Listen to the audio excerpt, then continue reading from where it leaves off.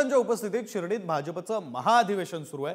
स्थानिक स्वराज्य संस्थांच्या निवडणुकांसाठी भाजपनं आता रणशिंग फुंकलेलं आहे। फडणवीस आणि बावनकुळे पदाधिकाऱ्यांना मार्गदर्शन करणार आहेत, तर दुपारच्या सत्रात केंद्रीय गृहमंत्री अमित शहा जे भाजपचे केंद्रीय नेते आहेत ते पदाधिकाऱ्यांना मार्गदर्शन करतील।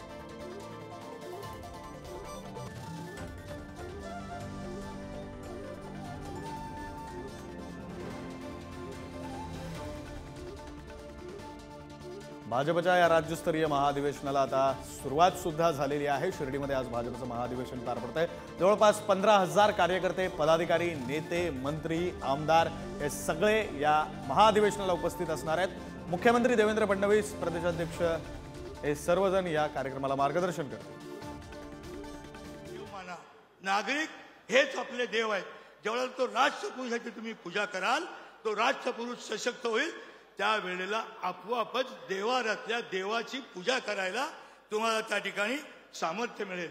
दुसरं त्यांनी सांगितलं की आता असा वेळ आलेला आहे, 100-150 वर्षापूर्वी केलेलं स्वप्न होतं, 100-150 वर्षापूर्वी या ठिकाणी भारतातल्या हिंदू धर्मातल्या, सनातन धर्मातल्या सगळ्या जातीमध्ये आपापसात वैर निर्माण करावं, उच्च नीचता निर्माण करावी।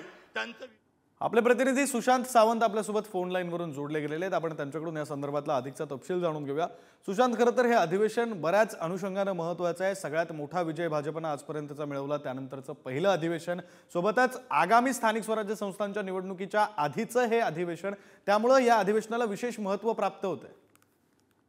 अगदी बरोबर आहे मित्रांनो, आपण जर बघितलं असेल तर विधानसभा भाजपला यश मिळाल्यानंतर भाजपचा आत्मविश्वास वाढलेला आहे आणि खरं तर ही भाजपच्या पदाधिकाऱ्यांनी घेतलेली मेहनत होती आणि त्याचमुळे हे अधिवेशन जे आहे ते तितकंच महत्त्वाचं आहे। त्याचं मुख्य कारण म्हणजे आगामी स्थानिक स्वराज्य संस्थांच्या निवडणुका आहेत, त्यामध्ये मुंबई महानगरपालिका, त्यासोबत इतर महानगरपालिका, नगरपंचायत आणि स्थानिक जिल्हा परिषदेच्या निवडणुका आहेत, जे खरं तर मिनी विधानसभा म्हणून ओळखल्या जातात। आणि ती मिनी विधानसभा आपल्या ताब्यात याव्यात यासाठी खरं तर भाजप आज रणशिंग फुंकणार आहे। केंद्रीय गृहमंत्री अमित शहा हे 4 वाजता पदाधिकाऱ्यांना मार्गदर्शन करतील।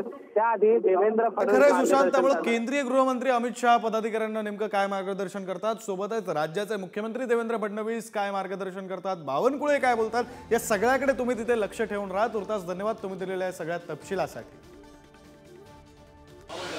प्रत्येक भारतीय जनता पार्टीचं अधिवेशन हे कार्यकर्त्यांना एक नवीन ऊर्जा देणारं असं अधिवेशन असतं। राष्ट्रीय नेतृत्व असेल किंवा प्रदेशातील नेतृत्व असतील, ही सर्वजण एक दिशा देण्याचं काम अधिवेशनाच्या माध्यमातून कार्यकर्त्यांना आणि पदाधिकाऱ्यांना करत असतात।